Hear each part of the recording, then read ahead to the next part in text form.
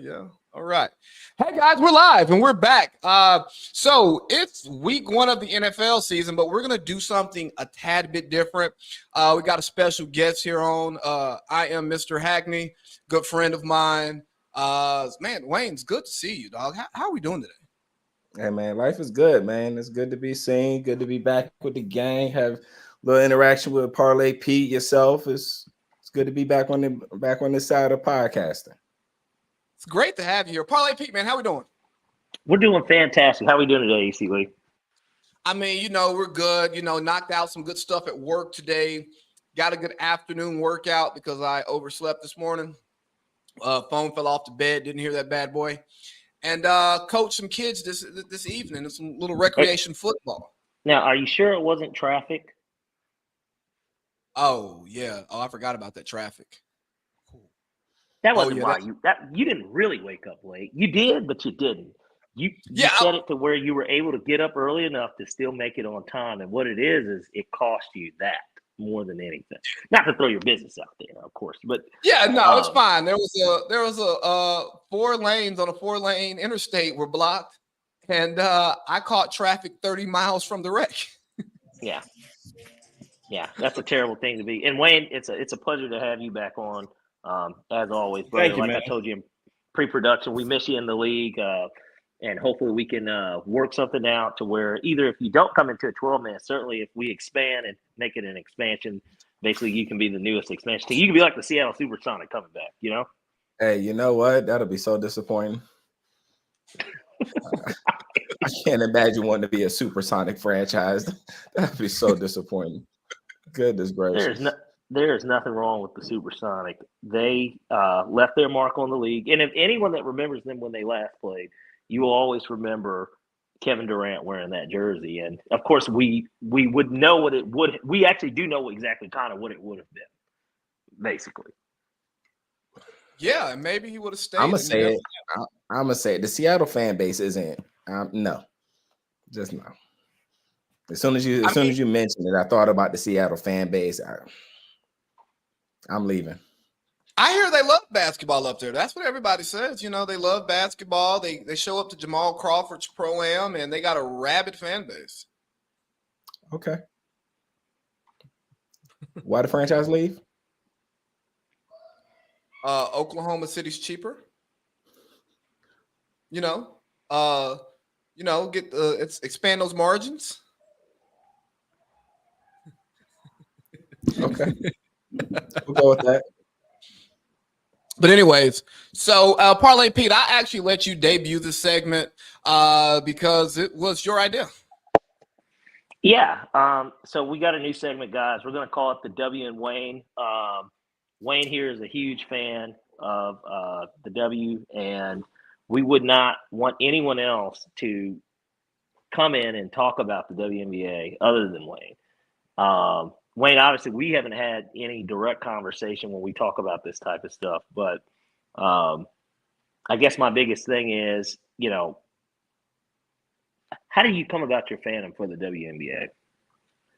I love the art of basketball, right? Like, I think when Naismith had this vision in mind of, the peach basket and the moving and the passing and the basics and the fundamentals of it, you get to see where the art of the game takes place over the traditional NBA male athleticism dominating the game. Whether it's the sets that they're running, the posting it is, and a lot of the plays that they have set up, you get to see more of that versus the raw athleticism that overrides some of the technical stuff that you see. That's kind of my vantage point.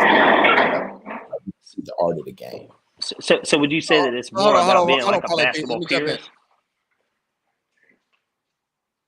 Hey, say again, Parlay Pete. I was talking over you. My bad. I said, would you say that it's more about being a basketball purist?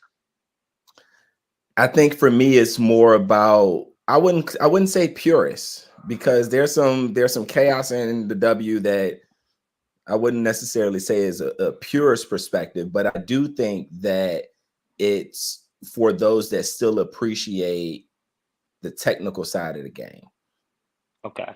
So you talk about that chaos. We're talking about like Angel Reese doing layups and stuff, right? No, that's not chaos. That's basketball. That's But basketball. yeah. So I would say that you're. Are you into cubism? No, I don't think so.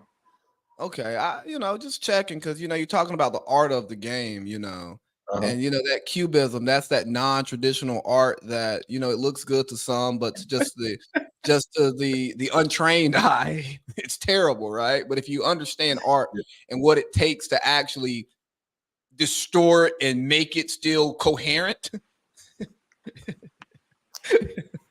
I see where you're going with this. But what I know about you as a ball player, you and I have been on the same team. We've done pickup, we've had our 3-on-3s. You rely on athleticism. You are give me the ball, get out the way. I'm about to do this, Hooper. I don't think I've ever seen you come off a screen. I have not come off of a real screen in probably 15 years. Yeah.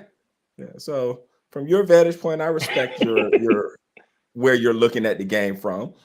But here's the funny thing. When I played organized basketball, I thrived in a motion offense, a system, screen, replace, all court space, and all of that stuff. So I truly appreciate it and I enjoy it. But now in my pickup days and the crowds that I play pickup in, right? I play in safe pickup crowds, people who have like kids and responsibilities, and the argument's not going to turn into a fight. You know what I That's a mean? real weird way to say you play over 30 basketball. It's a real weird way to say it, but go ahead. Yeah, so I play with the over 30s, and with the over 30s, I can first step them. Okay. Young boys, when I play with the young boys, I play like Draymond. There's a lot of screens, a lot of off-ball defense, a lot of coaching, passing from the post. Lot of hustle plays. Absolutely. Yeah. But And now, it if I'm looks playing like over hustle 30, plays because you barely made 30 and they're almost 40. So it looks like hustle. It's really just you out there going. well, look here, man. I play to win. But I like it. So like Wayne and I, we're in a group text and we talk some of everything in there. And we've been talking we talk a lot of W. I've actually taken a more active interest in watching the game. And when Wayne talks about the purism of it, I can definitely appreciate that, because as much as I like athleticism, I am learning that I like 2000s basketball, early 2010s basketball, because there was diversity to the game. Now the NBA game is layups, dunks, and threes, and it's a lot of people taking shots that they should not take because we're looking at these analytics, but like they don't always contextualize the analytics. Like, I understand a mid-range jumper is a quote unquote bad shot because it's a difficult shot. It only gets 2 points, but it's Devin Booker Unless shooting. if Asia Wilson takes it. Yeah, like Asia Wilson taking, like Devin Booker taking, like Chris Paul taking it. No, that's a good shot. Yeah. And what we forget is the threat of the mid-range shot is what helps you get to the rim, what helps you get to three. Like those different things, like they play off of each other. So that's the one thing I do appreciate about the WNBA. But believe it or not, one of my favorite players in the W is Arike, because she on the NBA shit. Let me tell you, she's a fucking walking bucket. She She's a fucking walking bucket. She is the W's Agent Zero without the pistols. Can we let Gil live? What's up, Josh? Josh just tuned in on Instagram. Josh Holsey? Yeah. Hot dog. Hey, the Eagles are going to get their ass whacked. We're going to talk about that later, but they're going to get their ass whacked by the Packers. Go, Pack, go. But so the rookie of the year race has been what was like contentious for a while during the season. We're trying to create this Magic versus Bird thing, which I just think is outlandish. It's more of like I think it's fair that the comparison of it. Obviously, it's not the same thing. That in itself is fair. You want to know what's not fair? Calling Angel Reese Magic and not Andre Drummond. Correct. Yes, that's what's not fair. That isn't fair. But the comparison of impact and influence and how it appears, like based on that, yes, Very much so the same. Very Yeah, much so. because Angel's a hottie. You know, and Drummond has a beard. So Wayne, like watching the season, that's not mean. Look, if you're a hottie, you can be like a below average offensive player and grab a lot of rebounds and have a following. You got a beard, it's not working for you unless you have a wild Right. sex life like Dennis Rodman. Uh, but no, so so uh, so for rookie of the year, Wayne, like where does it measure out for you? Because in our conversations, you're way more of an Angel basketball fan than I am. So I think that the conversation around rookie of the year has been really, really poor because they've only talked about the two media darlings and those that have brought the cameras to the game, and Angel and Caitlin. But before I commit to them, because they're going to be the top two vote getters, I do want to bring up Rickea Jackson and the run that she's on out there with the Sparks.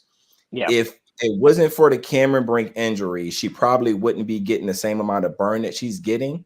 But her game, if you look at her numbers since Cameron Brink has been out, her paired up with De'Erica Hamby, her efficiency, the lack of turnovers, and the creation of opportunity that she's getting for her teammates, hands down, Rickea Jackson would be in the conversation more if her team was winning. But the Sparks are in a struggle bus. They're with De'Erica Hamby as the leading scorer, I should say, for that team as they are.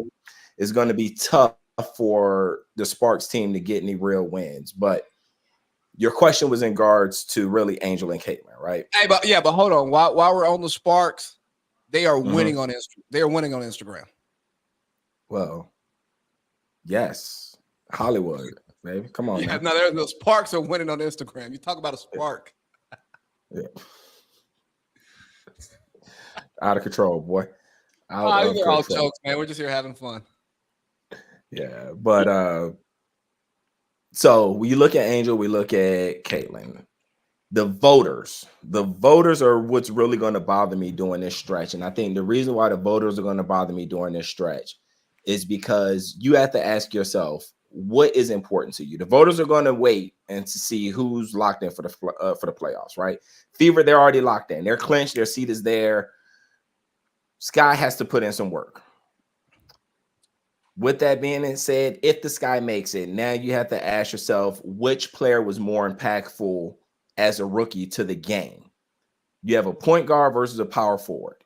I can't think of a scenario in basketball with a person not named LeBron James where the power forward got the nod for impact on the team. Point guard always gets the nod for most impact on the team because their hands are on the basketball the most.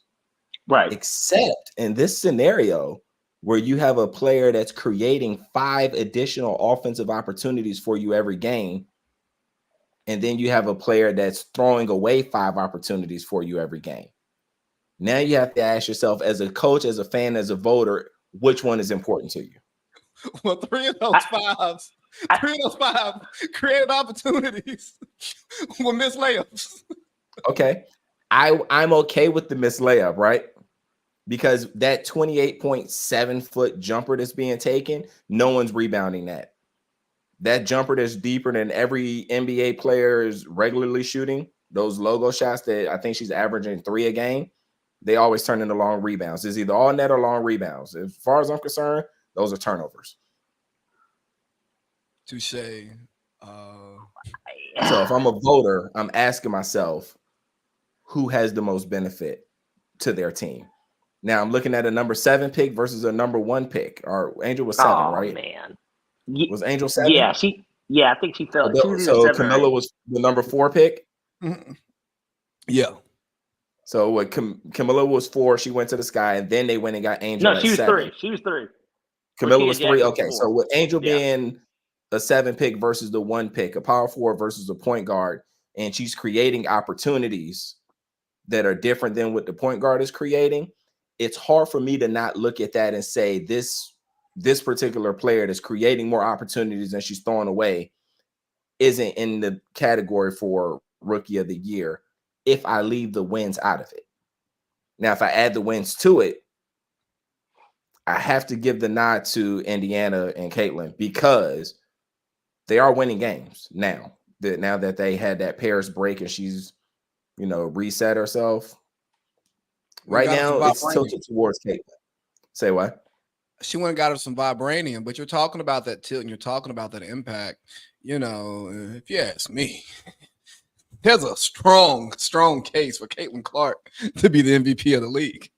She turned around the worst team. She turned around the worst team. She had them locked into the playoffs. They're going to have their first winning record since 2015, 2016. She was the one person that came in. They had the other pieces there. They had some struggles at the beginning, tough schedule, rookie. WNBA does the women no favors coming in as rookies because they're fresh off of their college season. They go into training for the draft, and then they're in training camp. And we talk about value. We talk about value. I mean, this league might turn a profit this year, and that's all thanks to Caitlin Clark. So, I mean, why would she not be the MVP? She's the most because that's not a metric for the voters. Tickets sold is not a metric for voters. It's impact on the game. And that's every stat that's in there. It shouldn't be who generated the most dollars. I mean, we're leading our show with the WNBA. We didn't do this before Caitlin Clark. Which is a key point. I mean, I guess this is the way I kind of look at it. I think that she should certainly. Well, she's going to get first. No, she's not going to get first place votes. A'ja Wilson's having that type of season. The best season in WNBA history. And here's the issue with her, though. If you wanted, anyone wanted to throw rocks at her glass house. Parlay, are you talking MVP right now? Not rookie? Yeah, MVP. Okay. She, is putting up these dominant, almost Shaq-like numbers, right? But the issue with the Aces are, if they've ever looked beatable, they look beatable now. And I know their last two games, they've rolled, but they've been uncharacteristically beatable. And obviously, I'm guessing, that's more because they don't have as much depth, which is something that they kind of already didn't have, but they don't really have as much depth. So if there was something that you wanted to throw at A'ja Wilson to where you're like, well, this is why Caitlin should get it, that would be something. But there's no chance that Caitlin Clark wins MVP, of course. So, but rookie of the year. I'm about to say, let me speak to your point before you transition back to Roy. As far as MVP voting goes, Caitlin's not in the top 7. So A'ja should be taking everyone's number 1 vote. Stewie should be taking everyone's number 2 vote. And then Alyssa Thomas should be taking everyone's number 3 vote. And then you can start peppering in other random human beings from throughout the league. But, Nafisi? Yeah, Nafisha's number 4 on my voting list. But Caitlin's not cracking that top 5 for overall MVP based on game.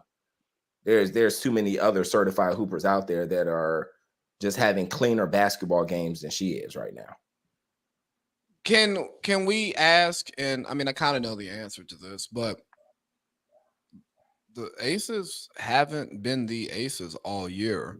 And is there an argument that the increased production by A'ja is hurting the team? The answer is no. No, we can't look at increased production as hurting the team, because if you're watching the games, the shot that she's taking are shots that the other players aren't. So that's a fair way to say it, right? Our point guard over there, she isn't playing her best basketball. Kelsey Plum's not playing her best basketball. Chelsea Gray, don't say it, Adam. She had a rough off season. That's all I was gonna say. She had a rough off season. I knew you was about to say it. Don't say it. So Kelsey's not playing her best basketball. Chelsea Gray coming off of her injury, reintegrating back in. She's not playing her best basketball. And she didn't look the same at all. Yes, correct. So as far as I'm concerned, I think that what A'ja's doing is a matter of necessity because the others just aren't there yet. However, when Chelsea turns it on here in the next probably week and a half, and she's back into her rhythm, and you have to deal with her for 4 or 5 consecutive games, if someone can push them that far in one of the series, it's a whole new world. You're not going to allow, no one's going to allow Kelsey's not going to allow any defense to get out there and stop her from doing what she has to do. One game and out, a little hard to find a rhythm. You can't run that same scheme at Kelsey and not imagine her putting up 20, 25, allowing Asia to relax a little bit in the first and second round. So I agree with that. You know, I wanted to ask the question for the sake of conversation, but the biggest thing is Chelsea Gray missed the beginning of the season, comes back from the foot injury, and she just hasn't been herself. Like, her numbers are almost slashed in half, and she's playing less minutes. So Asia's definitely doing what she had to do. Kelsey's been playing out of position most of the year. She is not a point guard for that team. If Kelsey's playing point guard, she's playing James Harden point guard, not Chris Paul point guard. Yeah. So go ahead, Parley. Well, I was going to say, Wayne, with that being said, what's your prediction for the W's finals? It's nasty to even try to say it, man, because I think it's matchup dependent. What AT and DeWanna Bonner are doing over there in Connecticut, I think that they have a really, really, really strong chance at knocking the Liberty out, right? Okay. But they got to get there, and it's not going to be a cakewalk. So I think the team that draws Indiana first, that is the team that is going to lose in the conference finals, because Indiana is going to run the dog mess out of them in that early round, and they are not going to have the legs necessary to go for an extended series against the bigger dogs. Looking at Sabrina, looking at Stewie, their hands are full. And then when you add in the power required to deal with Jonquel Jones, it's going to be rough if you're Connecticut and you're coming over for that matchup. So I really think it's matchup dependent out east. Hey, hold on real quick, Parley Pete. I think you left out like a key dog for the Connecticut Sun, Wayne, in your analysis. I don't appreciate that. I didn't leave the defending champ out of anything. She's an absolute golden defender, but depending on who she has to defend early, that's going to determine where her legs are later. I just think she needs to be mentioned anytime we speak of the Sun. I'll let her name roll off of your tongue. Go ahead. I forgot her name. You need to take a sip first. Take a sip first. Let it roll off your tongue correctly. Clear your throat. Make sure there you go. Mm-hmm. Oh yeah, Dejanay Carrington, best defender in the WNBA. I get Asia gonna win. I thought you said it with a little bit more pizzazz than that, but okay, we good. No, not today. But shout out to Dejanay Carrington, Baylor's own. They would have won that natty against Paige if she wouldn't have got hurt. I respect it. But I like that. Okay. Go ahead, I'll be drunk. No, I was gonna say I like that how you've got an all Eastern Conference championship here. Well, I haven't because the West is the same conversation matchup wise, right? Who if you have to deal with Skylar, Jewel, and Gabby over a 5-game series, you're in trouble. Who gets that matchup first? Oh boy, dealing with Skylar for 5 games. Well, Skylar and Jewel. It's going to be Skylar and Jewel. Now, and we know that this isn't the final standing, but the way that it's set up currently, you got the Liberty 1, you got the Link 2, you got the Sun 3, you got Vegas 4, you got Seattle 5. Hold on, and who's 6? It's not Indiana. Indiana 7. Yeah, 6 is Phoenix. Yeah. Jewel Lloyd looked all right when she came into the league. She look all right now. Don't let her fool you. She can still put the ball in the hole. We're talking about 2 different looks, Parlay P. Well, or are we? Well, okay. She actually did. She certainly looked a little bit more feminine when she came into the league, but we're gonna get our hands off of that one. There you go. Digress. Yeah. But the way that it's currently set up, we know what the W wants to see.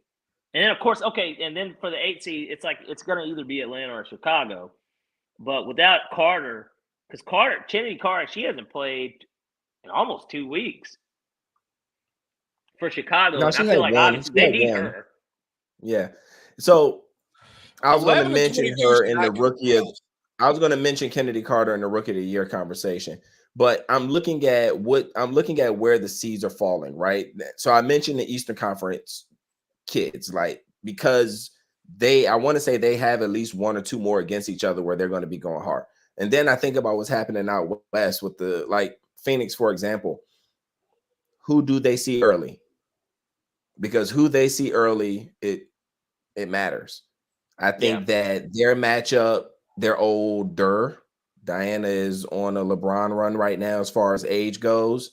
Yeah, not as far as production. Yeah, well, I don't know. You still can't let her shoot, right? Like, you still have to game plan for her offensively, and her passing recently has been outworldly. So she's put up some of the most impressive dimes in key situations, which is really important for a playoff run than I've seen.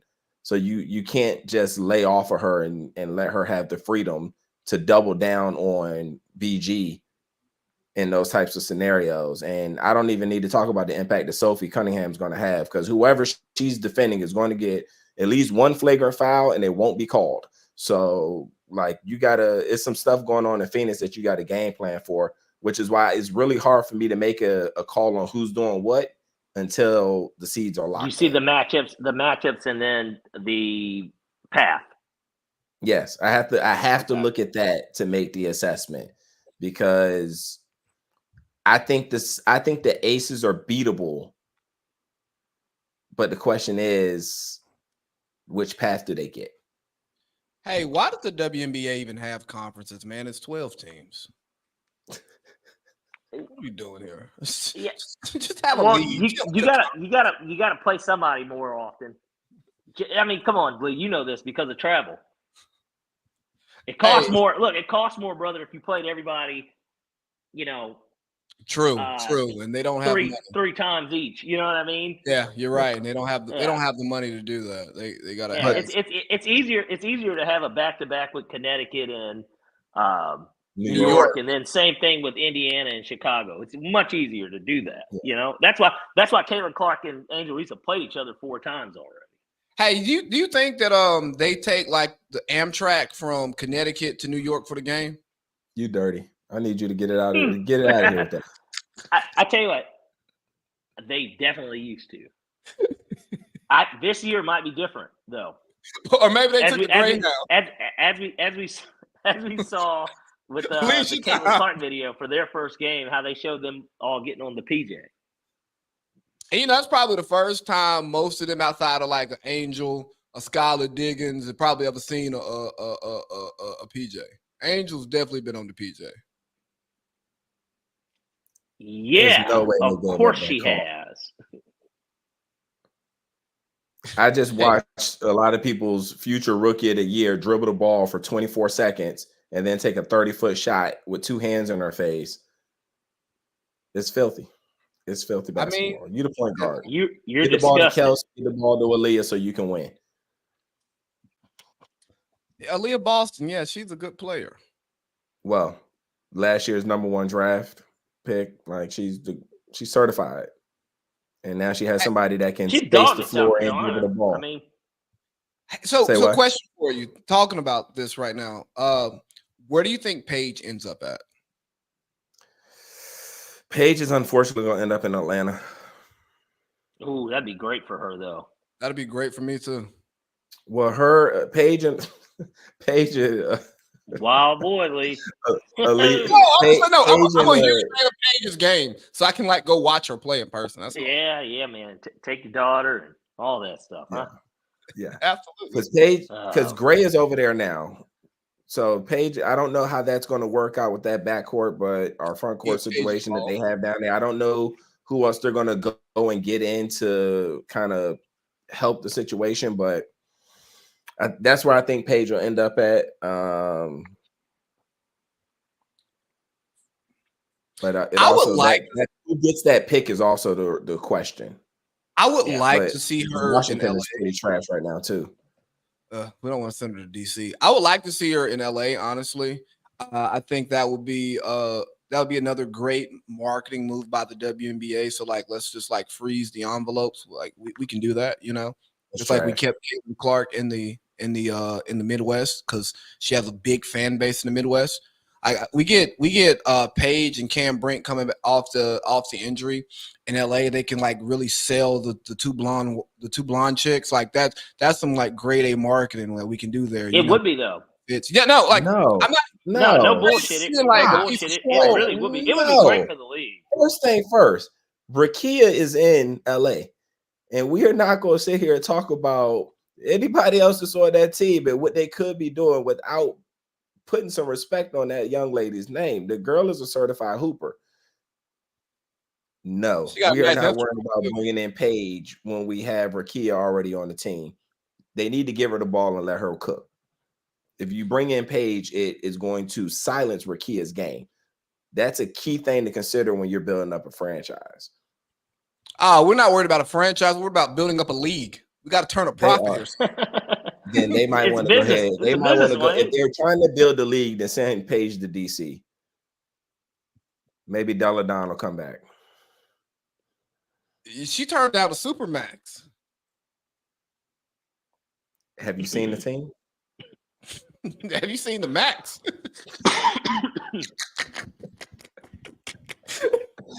Look. Yeah. You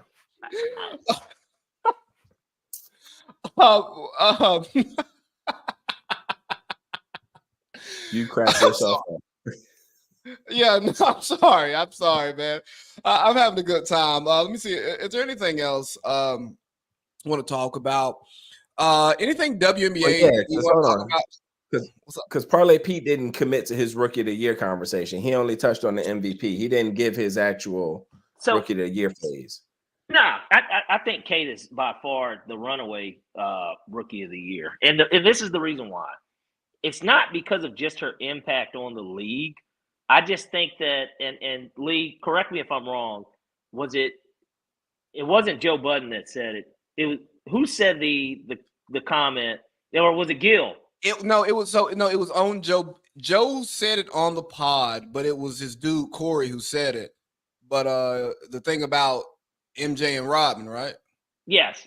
So basically, what he alluded to was nobody said that Dennis Rodman was more important than Michael Jordan by rebounding versus Jordan by scoring. And maybe I paraphrase that terribly, but that's a gist. Yeah. So although Angel Reese is having an impact, it's not resulting in nearly as many W's. We spoke about kind of what the situation that Caitlin came into. Although, yeah, they had the number one pick the year before, and all that. They haven't made the playoffs since 2018, I believe, was the year. They've got a winning record. They've already clinched a playoff spot with like 2 weeks left to play in the season. I don't know how you don't do it. She's averaging what, 18, 8 and like 5 or something. Was that 5 turnovers? No. I think that's the rebounds. Oh, okay. Let me see. I'm pulling up the numbers right now because I knew Wayne was going to go to the turnovers. Yeah. Let's see. She's averaging 18.7, 5.6 rebounds, 8.4 assists, 1.4 steals, and 5.5 turnovers. Yeah. Now look, so she's also playing 40 minutes. She's playing 40 minutes, right? But you're a ball 35. player. So of 8 assists to 5 turnovers, what's that ratio looking like? Not good. Is anybody really calling that their point guard? Well, you got to understand, though, a lot of times these girls she's playing with, they just can't catch the ball. No, Adam. No. I'm looking at the games. It's not them not being able to catch the ball. It's bad passes. You got to call a spade a spade. The whole rule of if it touch your hand, you should catch it. No, sir. They're bad passes. Oh, yeah, I don't believe in that. Yeah, they're bad passes. And she just got ripped at half court Hit one. Get her Hey, out you of gotta here. clip that. That's what I'm You gotta talking clip that, about. by the way, Good to Lee. see Odyssey Sims Write that out there timestamp playing down. basketball, beating on the rookies, ripping her a half court with the game on the line. This is good basketball. Y'all aren't even dialed into it. Give it up, Rook.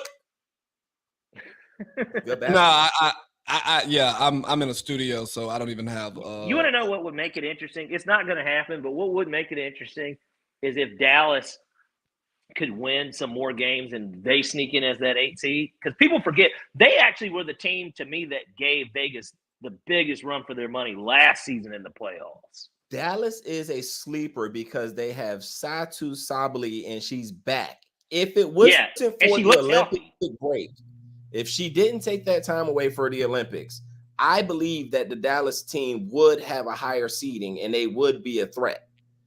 They right now, Satu has to get that rhythm so that her and Enrique can get busy, but they only got like a week left, 2 weeks left.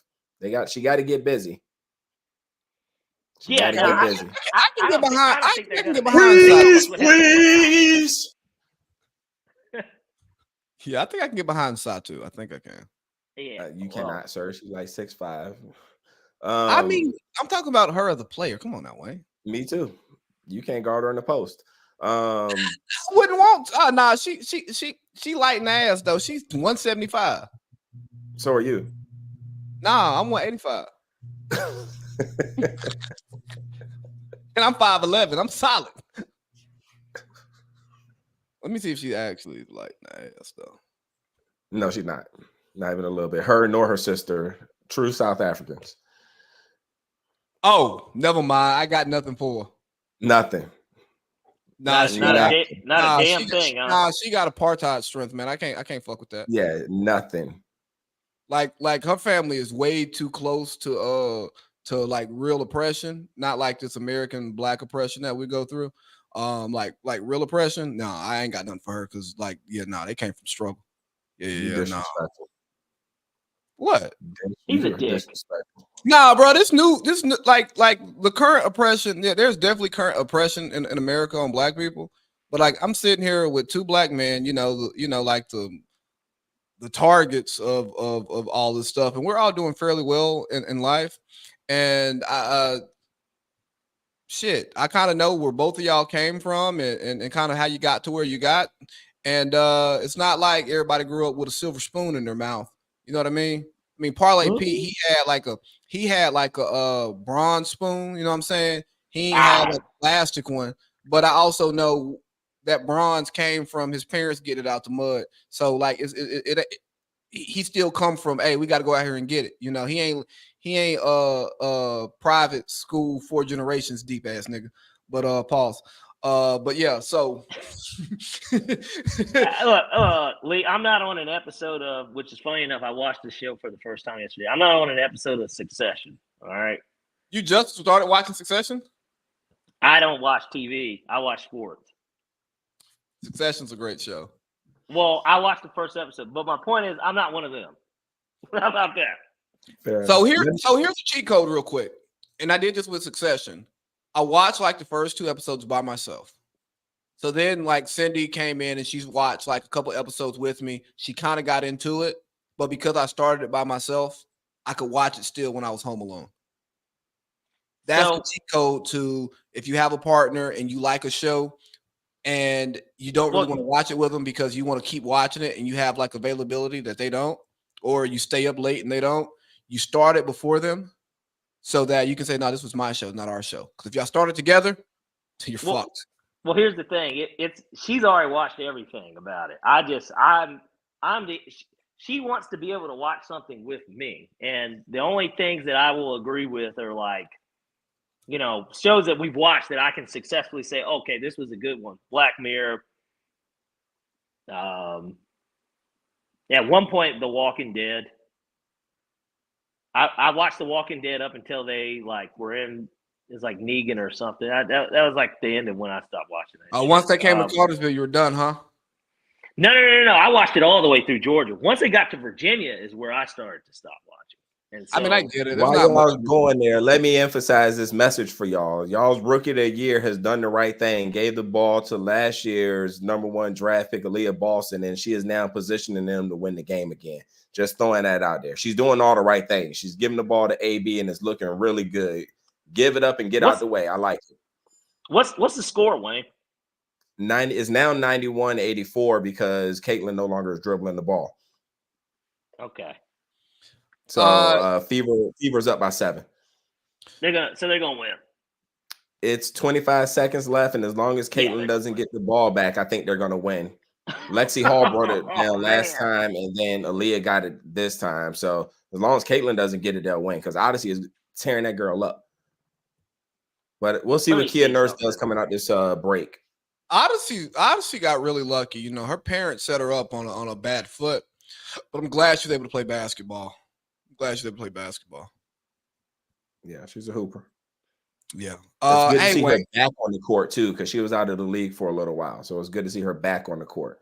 But are we gonna get Tia Cooper back in the league? Not without an expansion team. Oh, well, that's coming. You know, we want to pour some more money down the drain. Yeah. Hey, out of control. And Wayne, I know that you're watching the game, but just for those that aren't and are listening, Caitlin Clark, 22, 10, and 9, 3 steals. She's got 7 turnovers. She does. She's got a shit ton of turnovers. Odyssey is wearing her out. Yeah, well, but look, your rookie of the year pick, if she wasn't in LA, Rakia's she's 2 for 11. Yep. And she's got 5 points and 2 rebounds with no assists. Mm-hmm. Now, Odyssey Sims looked like she played good defense. Yeah. But she's having a hell of a game. The difference between the Sparks team and the Fever team. The Sparks team is loaded with every player that no other WNBA franchise wanted. Azurá Stevens, De'Erica Hamby, Kia Nurse, all of them. Odyssey Sims, she was picked up after being unemployed for I don't know how long. That team is loaded with every player that no one wanted. Shout out to Lexi Brown. Every player that no one wanted on their other franchises. They just couldn't find a fit for them. I think for De'Erica's situation and why she left the Aces, different ball game, slightly different ball game, but yeah, the situation is different. Right. The situation. Hey, can I read y'all this text message I just got? Let's hear it. Yes. You could save a lot more money soon. Here's how. Vote the right way in November. Under Trump, Americans increased their personal savings 393% on average. Under Kamala Harris and Joe Biden, Americans' personal savings declined 73% on average to below pre-pandemic levels. Who do you plan to vote for? Reply 1 for Trump, reply 2 for Harris, reply 3 for undecided, reply 4 for not voting. Sent for Adam by Amy of Donald J. Trump for President Incorporated. The idea that they think they are going to get a vote because some people's bank account may increase is out of control. Hey, some people vote with their wallets. Oh, I know. I mean, for 10 years in the military, I did not vote with my wallet. I mean, your wallet looked like a WNBA salary, so why would you? I think I got paid a little bit more than they were getting paid back then. Bahrain year, I definitely was getting paid more than half the WNBA. That 1 year, yeah.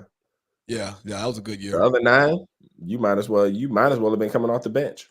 No, Monterey was good too. Albany though,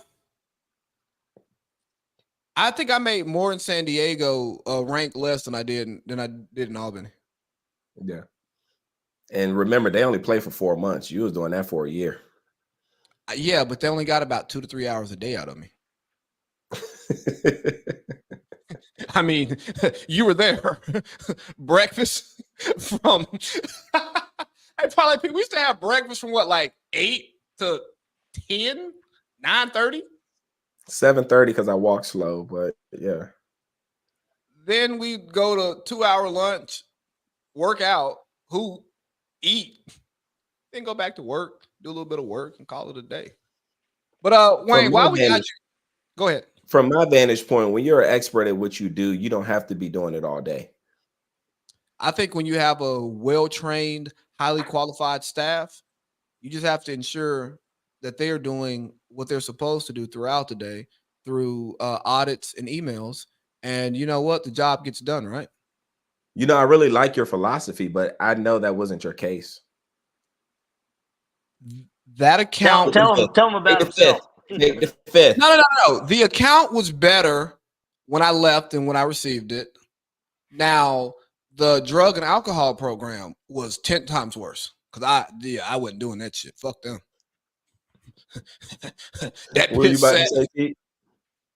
No. I said, tell him about himself. Hey, look here. But Wayne, while we got you here, and I think we're about to leak into some NFL.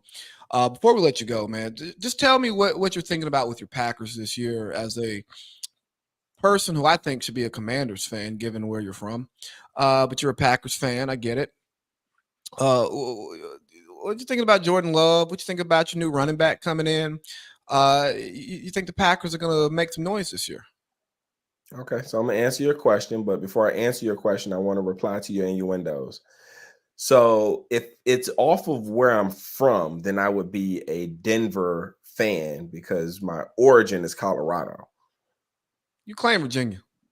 I have to because that's where I spent the most formative years of my life. But origin is Colorado. Being a Commanders fan, that's just disappointing. I have a whole lot of people I rock with that are Commanders fans, and it's not logical. Whole franchise. Yeah, they needs to get sold. seem unhappy with life, right? Yeah, that the whole franchise should be sold. But It just was. you're Oh, yeah. They got magic in the It building. was finally. It did just. it needed it. Yeah, it needed it. But your questions in reference to the Packers. I personally gave up on the franchise when they got away from their roots of growing their own players and building them up. I don't believe that any team that doesn't have a true number one option can win. And the Packers don't have a true number one option. Watson. So the Packers and I don't feel like have I a know true where you're number coming one. from. When the going gets tough and you need something, who can you absolutely depend on? And it is kind of like Mason Crosby. they really don't But- kind of have that guy. You know, Yeah. I think somebody that's going to make some noise for Green Bay, and I think that they're a sleeper. I'll see after the Friday night game. Not that the first game of the season just tells the whole story, but Musgrave at tight end, he's very interesting to me. I'm a Romeo Dobbs guy. What I don't like about Musgrave is that he has to rely on Love to hit him. And Love does not look there as the second or third option. Yeah. Love he holds the ball longer than I need him to, but that's because of the system that they're in. But he doesn't look at the tight end long enough to free anything up. And since he's counting on Watson's speed and old boy over there to be running around in circles, since he's counting on their speed to get open, I don't like the Musgrave option. But without the hands needed at the running back position to check down, it really depends on what type of routes they're going to put Musgrave in. I don't know what they added to his tree, but unless they're doing some hitches and some drag routes for the guy, I just don't see Jordan Love getting the ball to him effectively. Okay.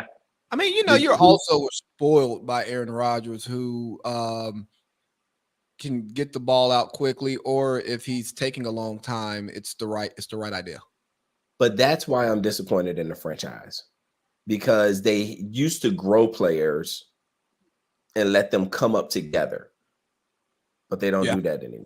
And that's really my concern, is they're not growing players like they used to. The farm is dead. I think they're trying to, and they were afraid to cut bait with Aaron when they did, because he decided to turn into a back-to-back MVP when he was supposed to fall off. Like, he was supposed to fall off that first year of Jordan Love, and then they were supposed to build the weapons around Jordan Love and them grow together. I think that's what they wanted to do, right?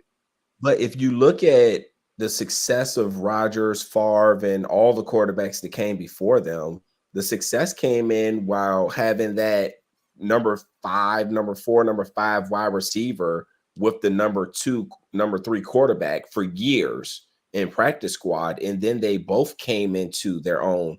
That's where Jordy Nelson became so reliable for Aaron along the stretch. That's where the Greg Jennings became so reliable for Brett down the stretches. They came up in that thing together. These guys here, they didn't spend time on the practice squad like that. What year is Watson in? This is what is this, third year? I think so.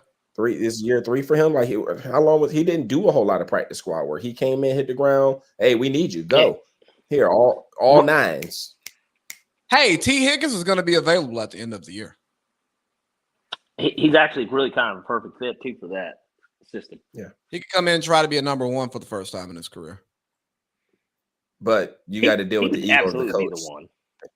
The ego of the coach is going to say we don't have a number 1. You know what? And I think that's something that doesn't get talked about enough as far as the Packers is the ego of the coach. And I don't think it helped that they had success last year in Jordan Love's first full year and Aaron got hurt. So we couldn't see what he was in New York. Obviously, he wasn't great his last season in Green Bay. But LaFleur didn't like the fact that Aaron wouldn't run his offense.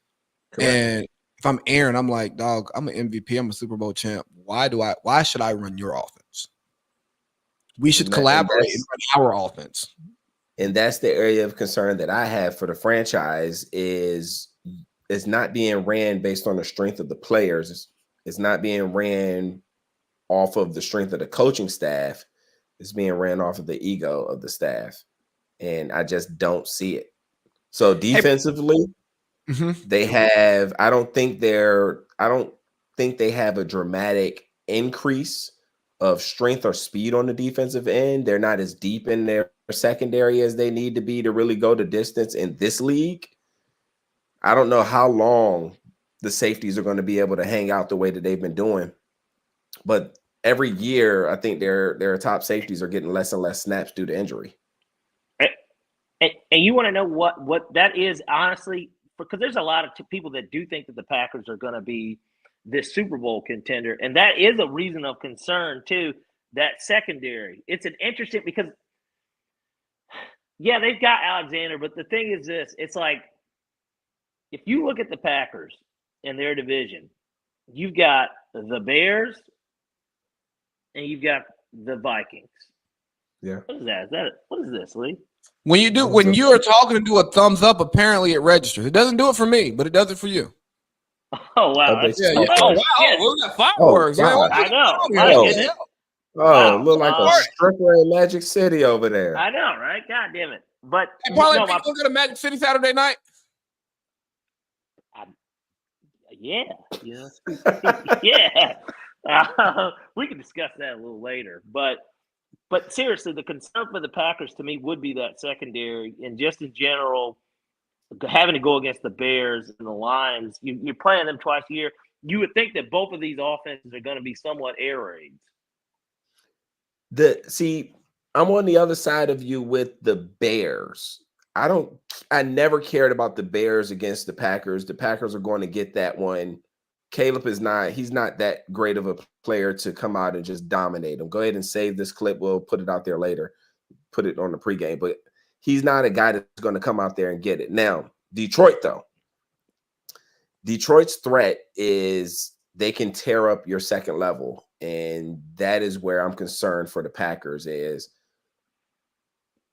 what they're doing defensively, that scheme has to change in order to protect against some of these dominant tight ends. Well, you got rid of Joe Barry. They have what many would call a number 1, fantasy football tight end over there in Detroit. So, I mean, Laporta's a dog. Yeah, I was about to say you have him on your team, right? Yeah. I always draft. I draft tight end. You took him like in the 3rd round. Yeah. I got like Trey McBride like the 6th round. I mean, I think he's gonna have just as big a year. We'll see. Yeah. And so my concern for the Packers is when they have to see if TJ Hawkinson comes back healthy, they got to deal with Laporta a couple of times. Like those are games that I think they're going to lose, and they're going to lose because that linebacker to tight end matchup is going to be rough because Alexander doesn't have the bandwidth to defend a number one or to help over the top while watching the tight end and protecting that middle linebacker position. So that's just my concern for Green Bay. You have Georgia Bulldog. You have Georgia Bulldog Quay Walker at linebacker. What's your point?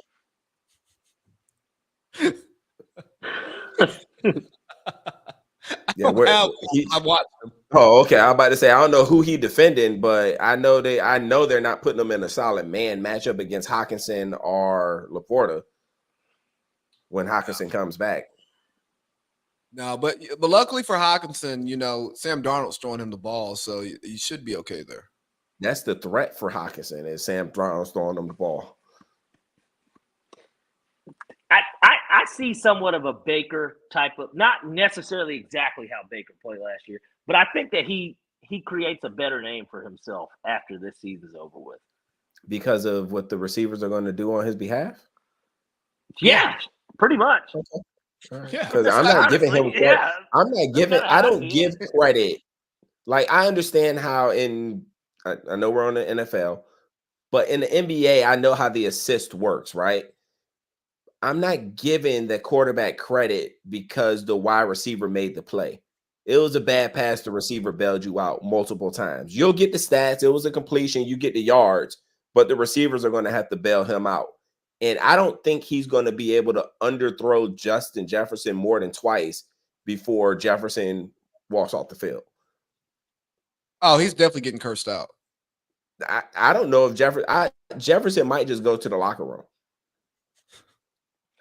He certainly has already locked up his money. So, I mean, it's a moot point for him at that point, right? But I don't see him full on AB in this situation. I don't see that actually happening. But I could see there being a very unhappiness that comes in. If you can't see an AB, can you see a Stephon Diggs? I would think, honestly, yeah, sure.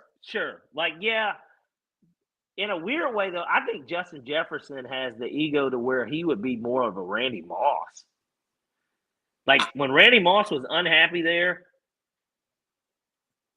I can see more of a Devontae Adams. Though? Would you call it ego? I won't call it ego because I think it's a standard. I think, and that's why I tied it to Devontae Adams, right? We saw Devontae Adams out of character last year from what we've observed, and receivers really amplified that. But it was a lot of bullshit going on there, too. You mean true character? Fair. You're right. It is true character because in my personal life, I don't like when people say, "Oh, you made me get out of character." But it was a bullshit thing. Like the Raiders situation was completely different, and that was very apparent once he did leave. Once McDaniels was gone, how everything changed with them. They started winning more games. Everybody had a smile on their face, and everybody wanted Antonio Pierce to be that coach. So, like, his unhappiness to me, yes, it was poor quarterback play, but he still had poor quarterback play afterwards. They were winning though, so like, and he still subliminally continues to talk about wanting to play with Aaron Rodgers every moment he can. But the point that I was making, it's more so a standard that you have a personal standard, a standard of excellence. And when that standard's not being met, that's when you see whether it's disengagement, whether it's the outburst, that's what it is. Because once you know what right looks like, you don't want to see anything different, right? We've all dated here before. You can be in that bad relationship for a while. Once you get out of it, and then you find yourself in a good relationship, when that one doesn't work for whatever reason, when you start moving forward, you know what right looks and feels like. So you see those red flags, and if you have some sense, or you know what I mean, you can actually run from them because you know what you're looking for. You know what you need, what you want. I hear you, but he chose to go to the Raiders. Well, he wanted to He go play with ran to the Derek red Carr, flag. He saw the circus and was like, "I'm on my way. Sign me up." but he didn't want to play with Jordan Love. That's on him. Fair. You know what? He chose Carr. They played in college together. Some of us have dealt with a toxic. We've seen professional Carr. Some of us have dealt with toxic women that we knew were toxic. Like I said, he saw the flags to the circus and ran towards it. Ringling Brothers was in town. He wanted in. I don't have any sympathy. Sometimes the wet spot and friction allows you to put look over some things. You keep running to them 5'2" Latinas, you get what you asked for. That's not what I was talking about, Wayne. I said what I said.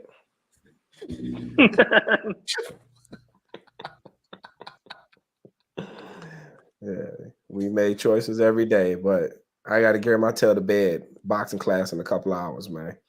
All right, man. You go knock it out. That was cute. Love that pun. Thanks for coming on, dog. I was about to say thanks, Wayne, for coming on. Be great, Always man. great to have you. All right, I'll catch up with y'all shortly. Sounds good. All right, brother. That was fun.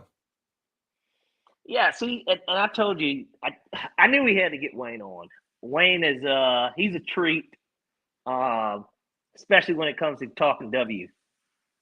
Yeah, because his depth of WNBA knowledge, like, I mean, I've had the Google machine running the whole time he's talking. Yeah. And I think that's what we need, and I think that'll add some credibility to our WNBA conversations, definitely. Yeah, and like I said, he brings an interesting perspective as somebody that does watch it. Yeah. You know, like he, I meant to ask him this before he had got off. Does he have that W League pass? That was $25. You remember you sent like that ad to everybody? Yeah. It's like $25 for the season. Yeah, a case of beer. Yeah. Oh, depends on what type of beer you like. I don't even think it'll get you a certain type of beer. I mean, not in this Biden economy. It'll get you a 30-pack of Bud Light. Yeah, I think that's probably $24.99. But hey, hold the fort down. I gotta drain it. Go ahead. But if you like beer with some substance, maybe a little IPA, I don't know if that's gonna cover it. But always great to have Wayne on. Wayne he brings an interesting perspective. And just in general, I like Wayne. Wayne's kind of a free W.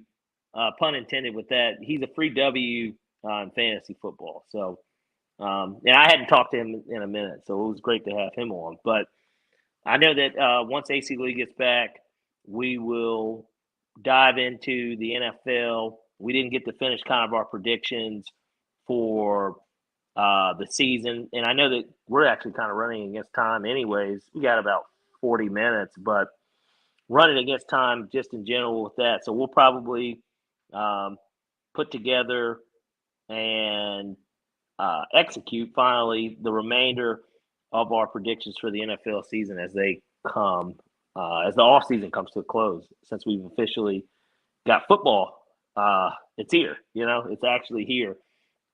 We can touch it, we can feel it, we can realize it finally. So that'll be interesting. Obviously, you got college football that's already underway. I know we'll probably get into a little bit of that. I stunk it up on the fucking picks. It's pretty bad. It's pretty bad this past week. But it was week one, and last year we got off to a much better start. I think we were 4-2 in the college, and we were undefeated come NFL, and I'm hopeful that that'll be kind of what we end up getting done this go round. And I think that it'll end up working out pretty well. But I mean, at the end of the day, it's always weird when we switch spots on here. Yeah, no. Hold on. There we go. Yeah, there we go. Now we're bike. Yeah, now I was just kind of giving a recap of what we got coming up here with the NFL. We didn't get to finish our predictions, and I know that we're going we went a little probably over with Wayne. Yeah. But it kind of segments pretty well because he was talking about the Packers, and of course, that is one of these first two games that we have coming up. But and hopefully your hand's getting ready to be on that dial. We have to start off with somebody else first. Oh yeah, absolutely. Let's get it. Guys, here's what we're doing. We're gonna run the piss out of football. Hey, I got you. We're getting ready to run the piss out of football. Time to get going. I got you. We are all here to do what we do. Hey man, it's Falcons first, and I intentionally gave y'all a little Arthur Smith soundbite after telling y'all we're getting rid of it. But Yeah. I think for week 1, it's absolutely necessary. It is. It's imperative, as they would say. Because with that quarterback room he has, their only shot at doing anything is running the piss out of football. I don't even think that's going to work. If we're being really honest with you, I think the offensive line is in shambles. We saw, or I don't know if you saw, but they've got 2 starters out, and they have a rookie center at starting. Yeah, with this defense, this new rejuvenated defense, and maybe the juice in the crowd that's going to come about. Plus, the offense putting all that pressure on their fucking necks. I don't see it. I don't see a way where the Falcons don't come out and absolutely dominate this game and put the NFC and the NFL on notice. I want to be right there with you, and I think we win the game. I think we cover. I don't think it's a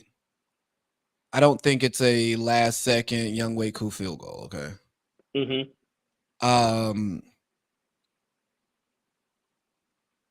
But Mike Tomlin, road dog, is always scary. Like TJ Watt could fuck around and have like a career game.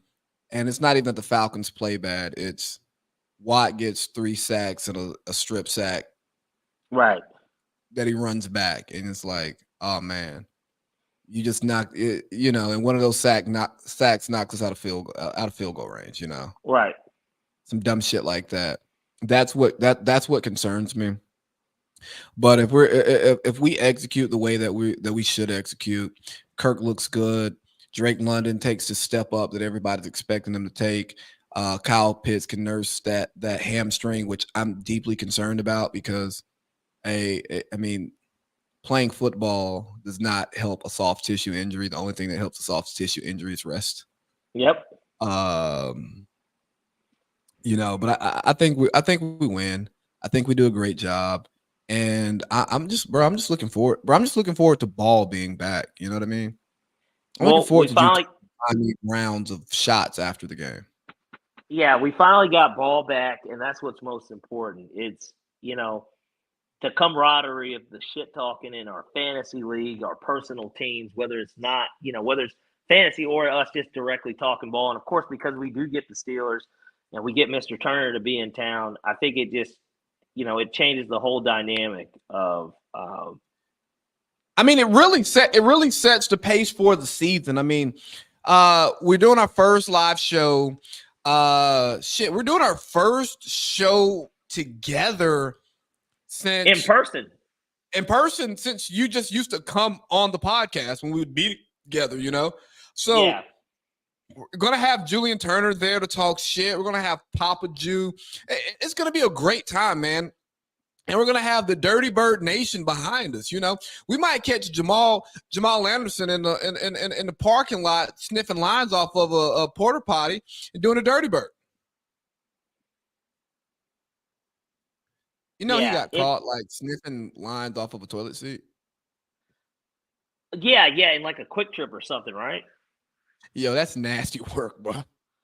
Yeah, but I think that's what it was, right? It was like a Quick Trip bathroom or something. Some shit like that. Yeah. I'm excited. I think we win. And I honestly, bro, I do think Drake London takes the leap that he's expected to take because we've watched Drake for the last 2 years. Yeah. He's a good receiver. You know what I mean? He's Mike Evans Ultra. But he's had such bad quarterback play and he's had such poor Arthur Smith does not play an offense, does not call an offense that is geared to his receivers. No, he doesn't, and that's all we know with him. You know what I mean? And that I think that's the thing that everybody has to realize when it comes to Kyle Pitts, when it comes to Drake London, when it comes to Bijan Robinson. Now, Bijan obviously a little different because he is more of a run-heavy offensive coordinator, but he also had Derrick Henry as his guy, and he caught Derrick Henry in his prime for what it's worth. So I don't know if it's even fair to kind of relate his 3 years as the OC in Tennessee to his 3 years here in Atlanta. But what I will say is this. If you look at an Arthur Smith offense, you know that wide receiver ones are non-existent. Tight ends are used heavily, but typically it's more of the backup tight end that kind of, it seems like, shines. But I think that with a guy like Kirk Cousins and a mindset and an attitude of a Raheem Moore, somebody that is thankful, grateful, rejuvenated to have this second opportunity as a coach and to be able to come here of all places to get to do it, knowing what's at stake, knowing the division that he's in, I think it sets up for a performance in a season opener that we haven't seen before as Falcons fans. Because you're talking like 32, 35, 38 point type game, huh? Man, I think that they come out and make a statement. I really do think that they're going to put the NFL on notice and the NFC on notice that, you know, I don't know if you I'm sure you've seen Tombstone, right? Classic Western. Wyatt Earp said this, and this always sticks with me. He says, "You tell him I'm coming." He said, "And tell him I'm bringing hell with me." I think that that's what type of shit we're going to get to see. I expect monster games across the board, and I think the Steelers are a good defense to do it against too. Like T.J. Watt, you know, dog, right? Dog, absolutely dog. They got Patrick Queen, right? Queen's on the Steelers now. Dog. He's no Roquan. I don't understand where the whole Roquan. I don't know why people try and put him in that category, but he's no Roquan Smith. No, God. I'm just gonna put that out there for any and everybody that thinks that he is. He's not that. And then you bring in the Arthur Smith factor. You know, the guy that got kicked out of town. His quarterback did too, and I think that Arthur's got to understand that they were linked together. That this wasn't necessarily even really all him. But because he was your guy, you have to go with him. We can't get rid of him and then keep you. That's not the way this works. What do they say in Bad Boy? We ride together, we die together. Yeah. And that's exactly what Arthur Smith did when he said, "I've seen enough, Desmond. That one drive in preseason is enough." Let me tell you, boy, if I've ever seen a guy bet on the come, it was him. Okay. Your drop dead's 10 o'clock, right? Yes. All right, so we got to push. So, do you want to keep it NFL preview? You know what? Let's hit NFL awards real quick. Yeah, hold on. Yeah. Let's do that. All right, so we're not gonna. I'm not pulling up odds. We're gonna go. Who do we think wins the award, and then we're gonna go dark horse. And I'm not writing this down because I left my pen and pad, and I don't feel like typing. So you know what? I can type. We can always go back and listen too, though. I mean, you know. Yeah, you got it. Hey, MVP. Who's your pick for MVP? Who's your pick for dark horse? MVP. Boy, always a tough one, to be completely honest with you. I tell you what, I'll start off with my dark horse first. Dark horse for the MVP, Christian McCaffrey. I know it seems like a weird pick on the surface of that it's a quarterback award, but honestly, if the 49ers are to do it this year, it just feels like he would be kind of the guy in front of the line to get it. And I think a lot of people thought that he kind of got snuck a little even on his own team, but Purdy kind of did second last year. So he's my dark horse. Favorite, and I know this might sound just a little crazy, but I like Joe Burrow. I think the Bengals are going to be so much better with addition by subtraction and kind of how their offseason went. And I think that with a guy like Jamar Chase in line wanting to get paid, I think that Joe Burrow really kind of makes these guys look even better. And I just think that he proves that he's that dude. Okay, so I'll start with my dark horse as well. My dark horse is Kirk Cousins. Okay, Uh, I would love that. yeah, like I think that if the Falcons do what we think we're gonna do, and Kirk Cousins is who he is, um, there's no reason why he can't have 4,200 yards and 30 plus touchdowns. So I think that gets it. I think that gets it done because I don't think there's a clear cut MVP. Like I No, there honestly don't really think there's isn't. a clear cut MVP. And so my actual MVP pick, uh, don't hate me because it's chalk, and I don't know where to go with this one. It's gonna Yeah, be Patrick Mahomes. I'm not mad at it. I mean, it's such a and he kind of in a weird way had his down year last year, Yep. so that it makes sense. I mean, he's certainly the betting favorite, but you know, Let me see what else. Let's go to OPOY. I'll open up with OPOY. So my OPOY pick, you can judge it by my fantasy drafting, and I promise you, this is not me being just a homer. It's just my belief in what we're doing here. yeah, Um, I got Bijan going as OPOY because if Kirk does not like, I don't think we go MVP and OPOY, right? That's kind of why yeah, I have Kirk as a dark horse. yeah, But if Bijan Robinson is who we thought who we thought he was going to be, and the Falcons win games, and he's actually utilized in a proper way, he's going to get a lot of the attention. He's going to get the media narrative. Bijan's who we thought he was, and that's how you win these awards. So who I have for OPOY is Bijan. And then my dark horse. Who is my dark horse? I don't even know if you call this a dark horse, but I think it's well overdue, and I think it's going to happen. I think there's a good chance that this could happen this year. And I'm looking at Tyreek Hill. Uh, and he's not a true dark horse in the sense of a dark horse for OPOY, but he's had crazy seasons. And has he won OPOY? no, he hasn't, and you took I my don't think pick. He hasn't that's won it. He hasn't won. I okay. think Jet has won it 2 years ago, I And you believe. know what? Maybe I should flip it. Maybe Tyreek should be the guy who I pick. That's the more safety chalky pick, and Bijan's my dark horse. But Damn you, those, Lee. huh? That was what I had. I had Hill winning it, and I thought Bijan was more of my dark horse. Yeah. Hey man, we have great chemistry on this show, and hey guys, we did not do this in pre-production. We didn't. DPOY. Oh well, I'm gonna go chalk for sure because I believe he's the favorite. I like Micah to finally get one. It just feels like he's got to get one, right? Like, If he I can like Micah. produce through the whole season, yeah. Yeah, I like Micah to get it. And I feel like especially with this all-in mentality that Dallas has, he kind of has to show up and show out. And especially without DQ, I could see one of those 20-sack seasons and Dallas still retaining a top 5 defense, and like everybody's like, man, this guy's fucking crazy. So I like him as my favorite. My dark horse, I'll give you one. Okay. Sauce Gardner. I think getting a corner in there and on a Jets team that I think is going to win a lot of games, I could see it. You know, I know that he'll kind of have to have the interceptions to go with it. You know, he's going to have 6 or 7, but and they don't really throw his way, kind of. But I can see him having that Stephon Gilmore, Darrelle Revis type DPOY year for the cornerback position, and it kind of comes out of the blue because you know it does seem like it's just a pass rusher award too at this point. Okay. So yeah, I mean, Micah is the betting favorite around the league. Mm-hmm.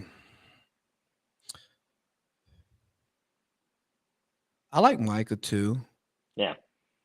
And I'll give you a nice dark horse. And I think this could happen if the progression stays where it is, gets a little bit better, and the team does what they did last year.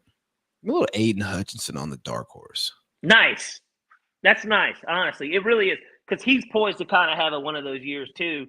If Detroit's just as good as they were, but the defense is better, he kind of would have one of those years too. Yeah, and it would establish him as one of those 5 guys. No burgers and fries. But hey, bro, you know the white guys are really taking over the end.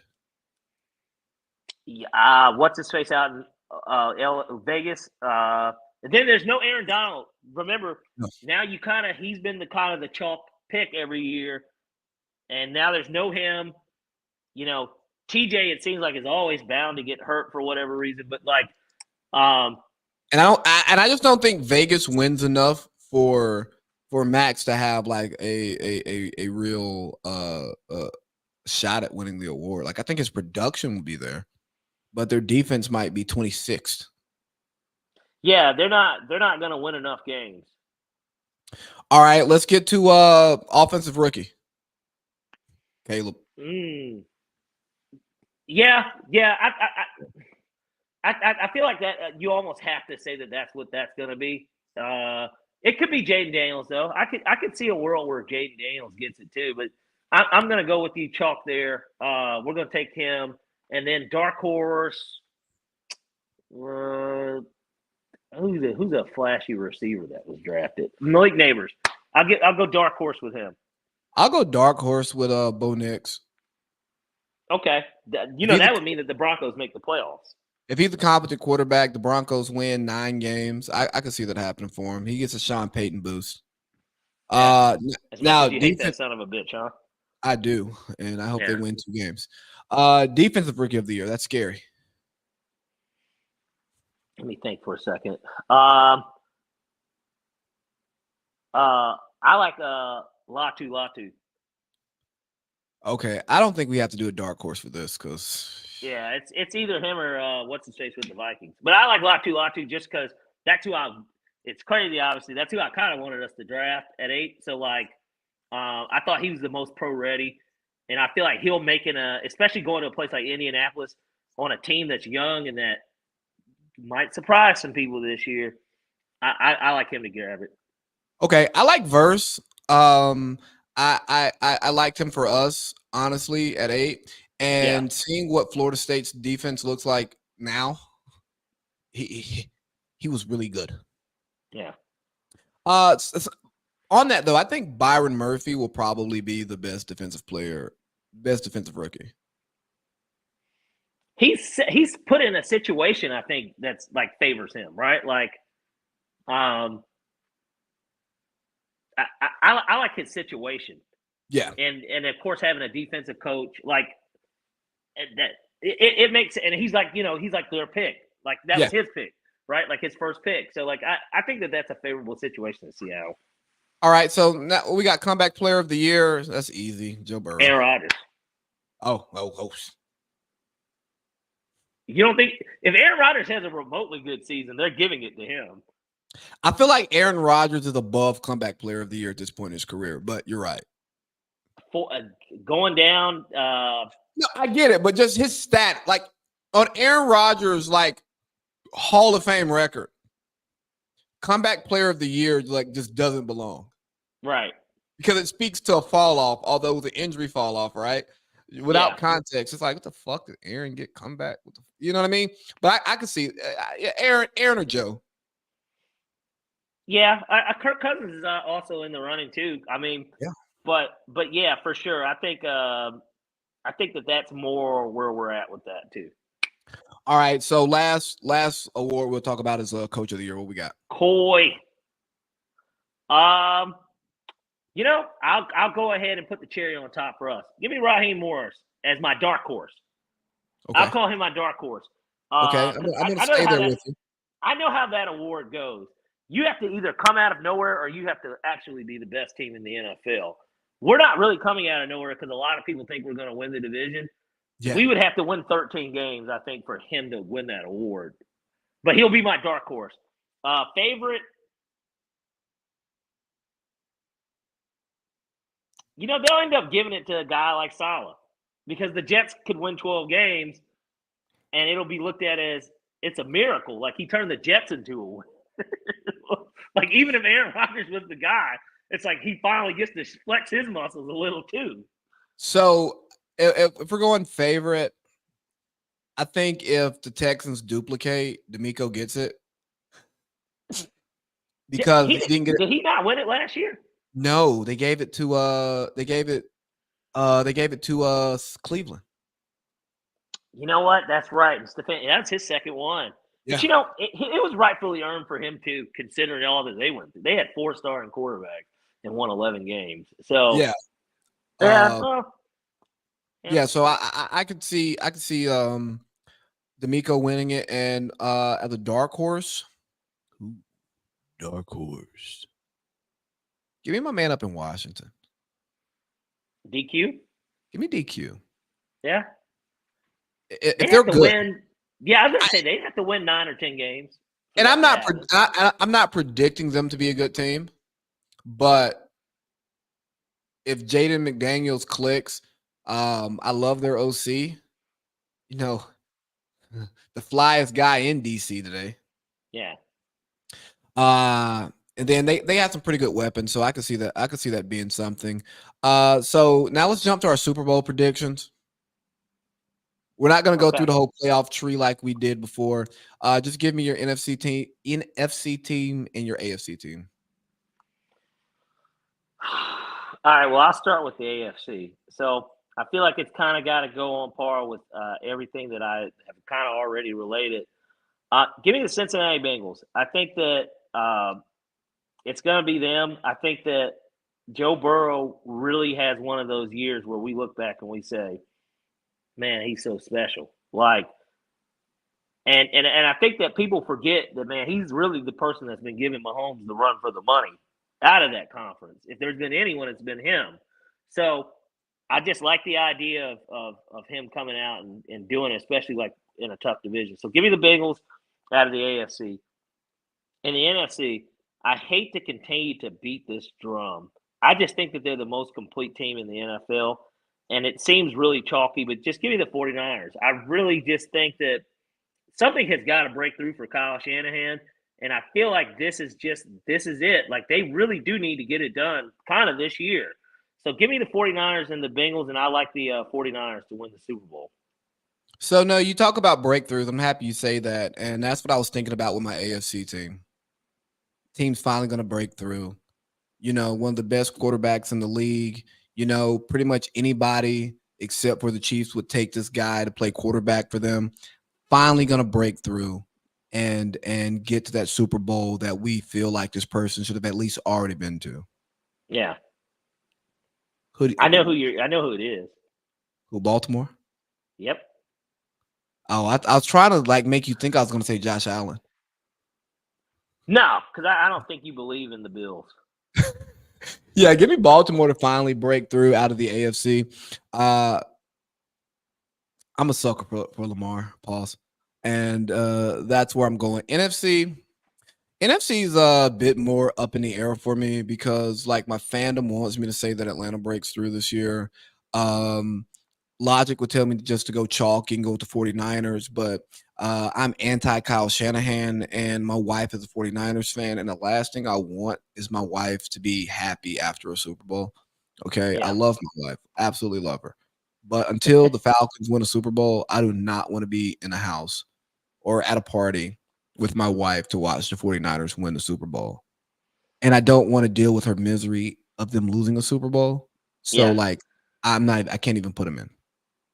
Right. Because that's the last thing you want to do is speak something into existence, right?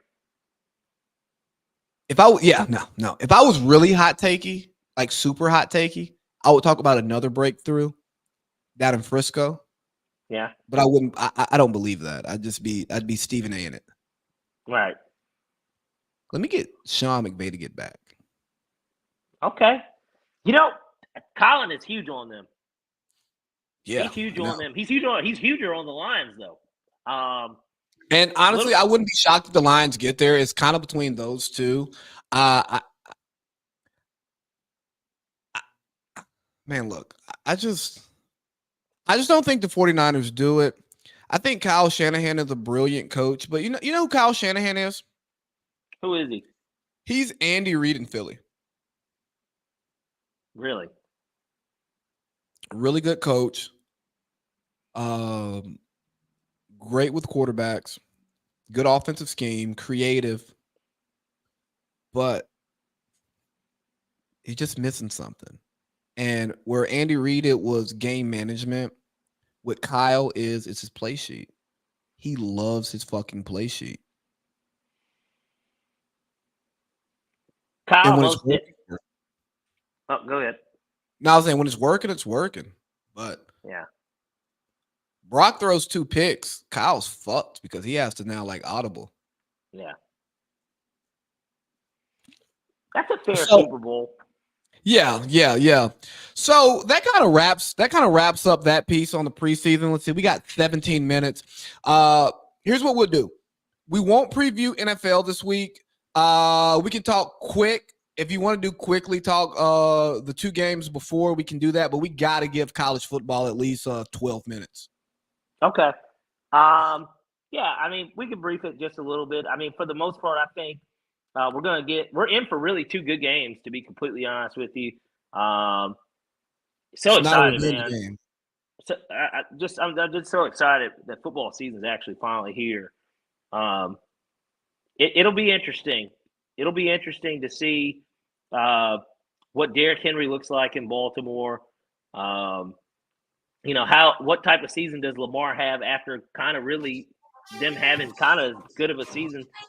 There we go. As good of a season as they could have. So that'll be interesting in general. And then, of course, you got your first game in South America with the Eagles and the Pack. Go, Pack, go. Can we talk about how stupid that is? I think based on the way that they keep talking about it and how dangerous it is, yeah, kind of just like, well, gosh, guys, we couldn't pick a better city to do it in. At least maybe you should have did it in Buenos Aires, like, or Mexico City. Hey, Raj, I know you're trying to grow the league. You're making money hand over fist. If it's not safe for the players to be out and about, if the colors of the teams are colors that you're not allowed to wear out in the streets, if niggas will go to jail for logging into Twitter, and you got all of these rules, don't go there. Because trust and believe, Parlay Pete. Now, happily married man. Love my wife. Cindy, baby, you know I love you, girl. You can't send me down to Brazil with millions in my bank account and tell me to stay in my fucking room. Yeah. That ain't what I went to Brazil for. I understand I've never been to Brazil, and I'll probably never go to Brazil. Like, there's just a list of places that, like, I just only comfortably go to as a single man. And Brazil is one of them. If I'm in Brazil, I'm getting behind some Brazilian ass. Now, maybe the guys that work in the OnlyFans, working the Instagrams, and they're going to whoop back to the room, you know what I mean? But nah, man, I can't go to Brazil and just be inside, bro. You know what the NBA, what the Olympic team did down there in Brazil.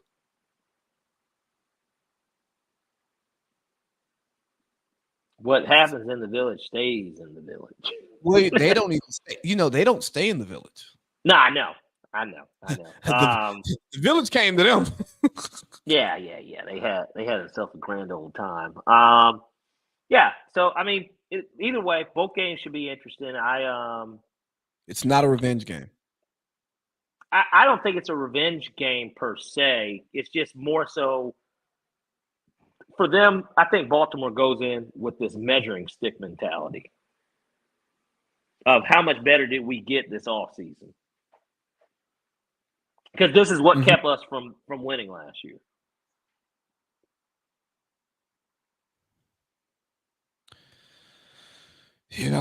Yeah.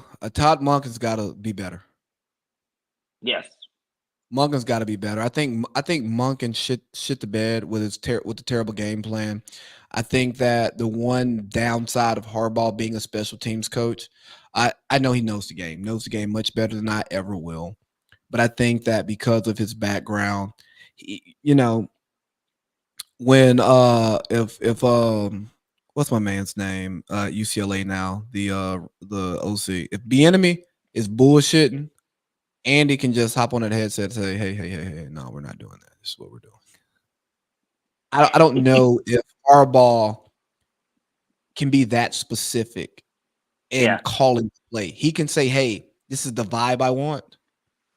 I want something that looks like this.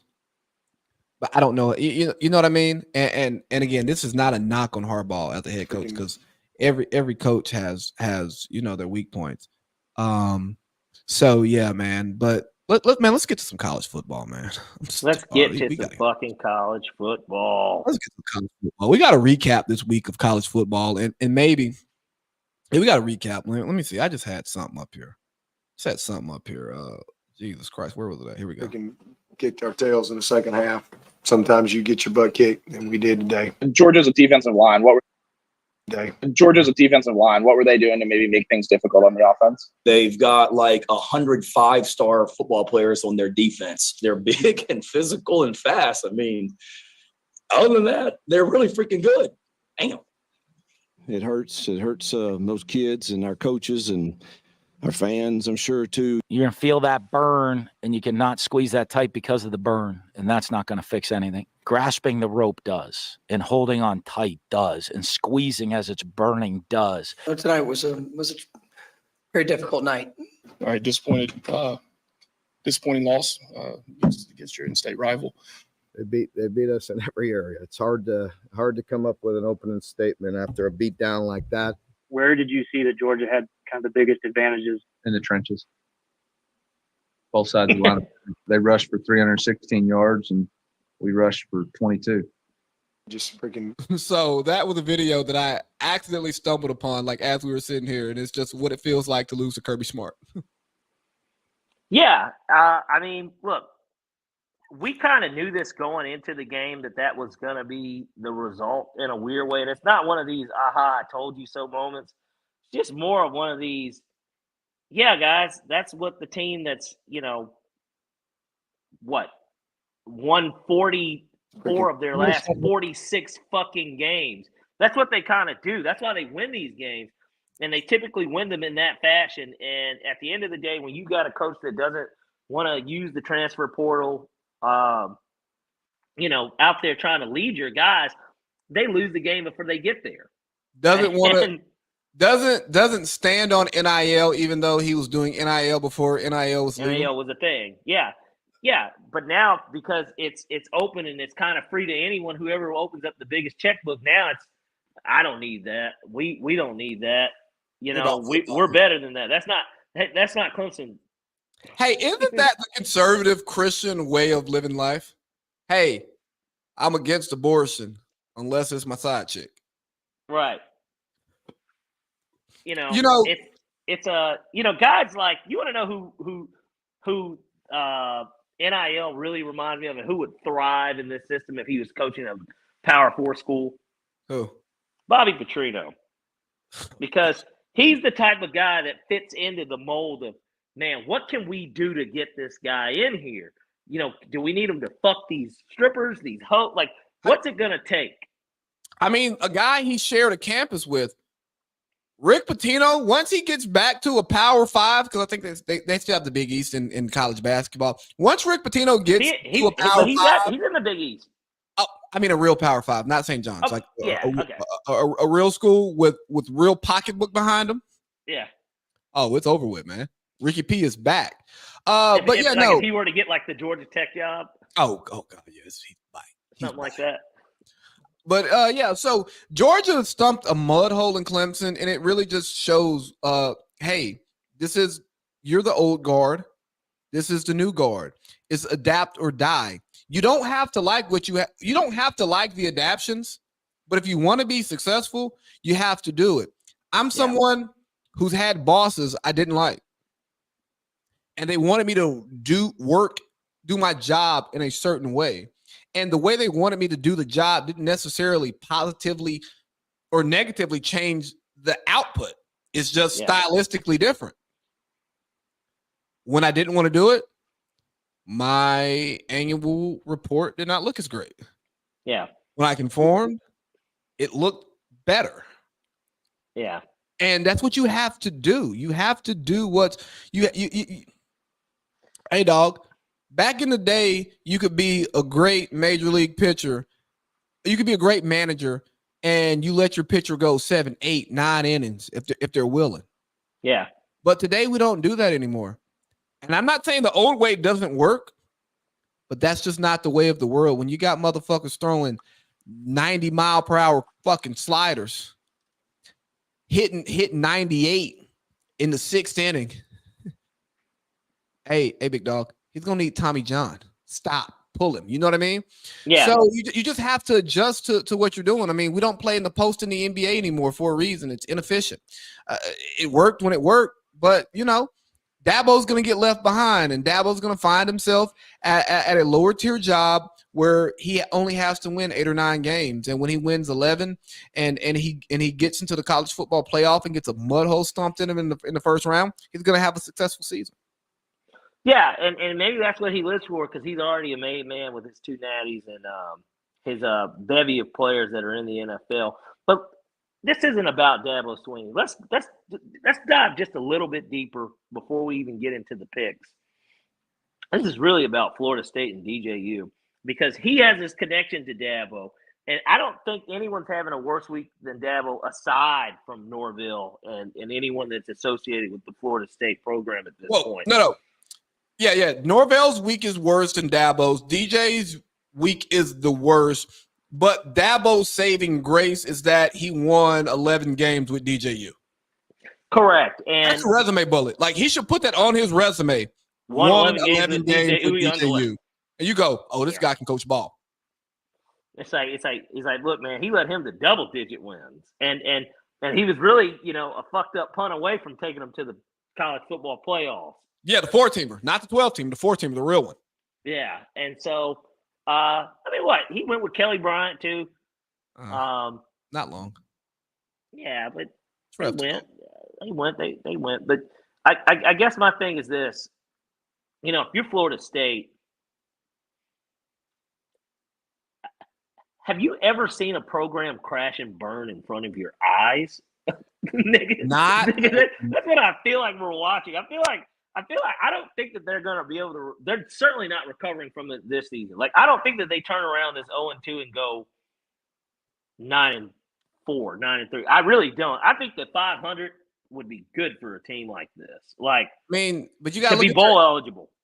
And then you got their in-state rival, because shit, we only got 5 minutes. You got their in-state rival, letting Graham Mertz wear number 15. That number should be like platinum. It should be like a platinum fucking statue or some shit. Like, 15 should not be touched in Gainesville. It's disrespectful. I'm not a Tim Tebow fan, but I gotta respect what he did.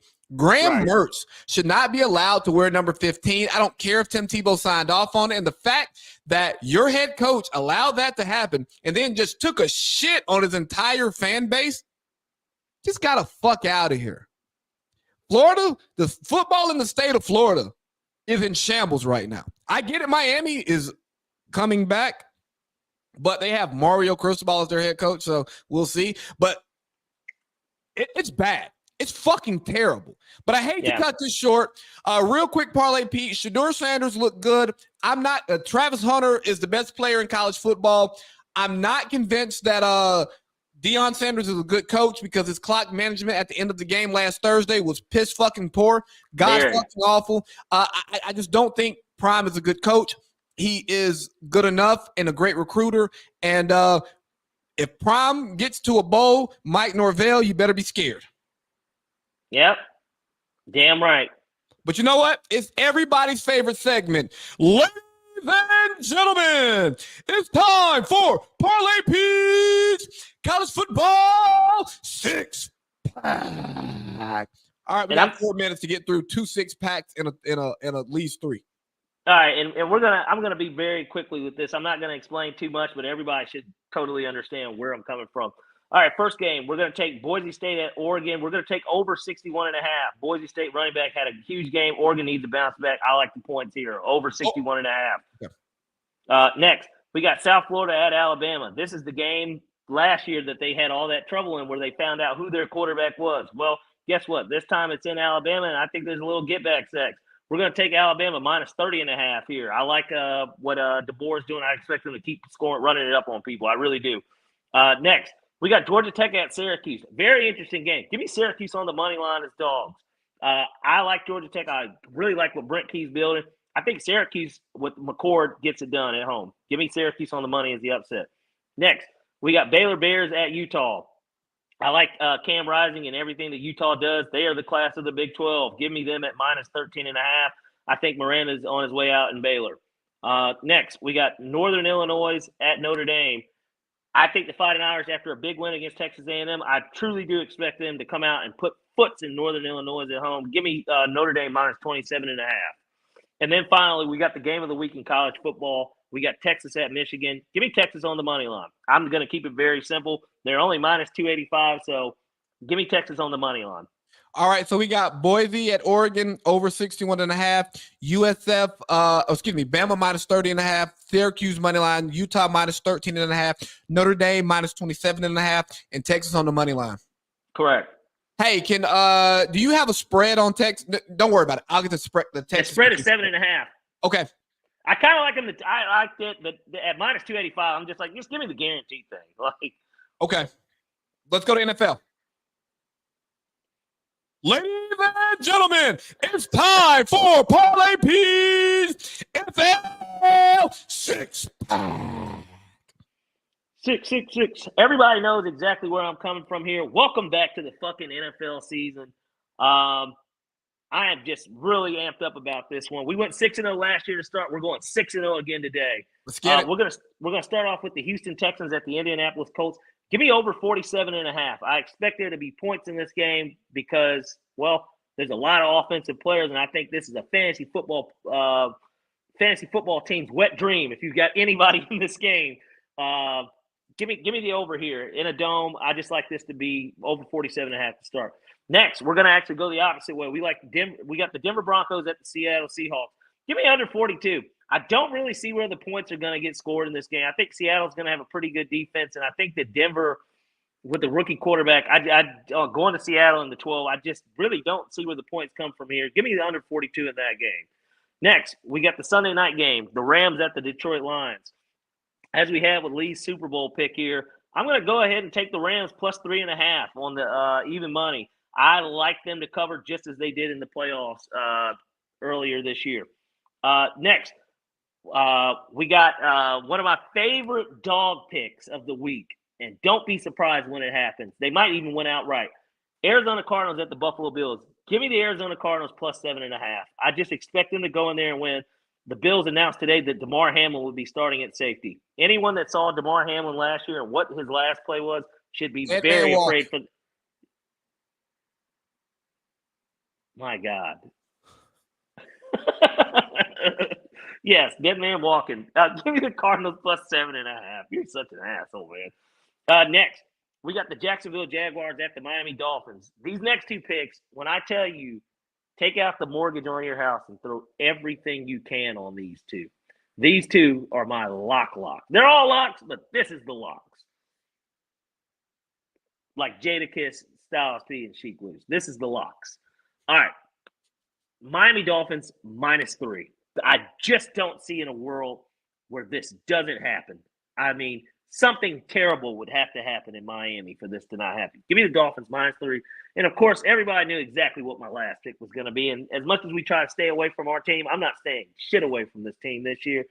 We got the Pittsburgh Steelers at the Atlanta Falcons. Give me the Falcons -3. And, honestly, if you're feeling lucky, if you can find a bookie that'll let you get the alt spread, take the Falcons 6.5 if you can. But we're going to take a -3 because that's the actual spread. All right, so we got Texas at Colts over 47.5, Denver at Seattle under 42, Rams plus 3.5, Cards plus 7.5, Dolphins -3, Falcons -3. Perfect. You like it? I love it. And now it's time for Leaves 3. Leaves 3. Leaves 3. All right, so I'm gonna keep it quick for y'all. I'm gonna do a little something different with my first, with my second Leaves 3 of the year. We went 3-0 last week, by the way. Give me Texas to cover. You said it's -7.5, right? It's 7.5. I think Texas beats the dog shit out of Michigan because I actually don't think Michigan's a good football team. I think they're more so in that a Florida State type team, not as bad as Florida State, but a team that was overhyped by last year, and it's just not there this year. Yeah. I'm going to go with your two money bag picks. Give me the Dolphins -3 and the Falcons -3. Yeah. Those are my picks. You like them. I love them. Hey, last thing here, Parlay Pete. How do you feel about 15 black quarterbacks starting week 1 in the NFL? I think that it's kind of the new norm, right? And I think that it'll only grow as the league continues to grow and they continue to get more and more mobile quarterbacks in. And it's not that, it's 15 black quarterbacks because they're all mobile, because not all of them really run. All right, like Jordan Love can run, he doesn't run. Caleb Williams can run, he doesn't really run. Geno don't run. Geno doesn't Pope really doesn't run. Dak doesn't really run. Like, you know what I mean? So I think that this is just the evolution of the quarterback, and I'm really, really excited about what the future of the position holds for black quarterbacks. It's long overdue, and thank you to guys like Donovan McNabb, Warren Moon, Michael Vick, Dante Culpeppers of the world, Doug Vince Williams, Vince Young, Aaron McNair, Russell Wilson. I'll give him his flowers too. Absolutely. Patrick Mahomes, of course, being the GOAT of this group. It's huge, and actually, I can't wait too, because you saw that there's an Amazon doc that's going to be on that with Vic going around to everybody, including Willie Beeman. Yeah, that's going to be dope. So, hey, guys, we're going to get more. We're going to do a lot more of our NFL preview on our Sunday live show, coming live from the Falcons tailgate. Hope to see you all there, man. Love you all, man. Let's rise up, man. Talk to you later, Parlay Pete. Rise up. Take care, Lee. All right, Doc. All right, brother.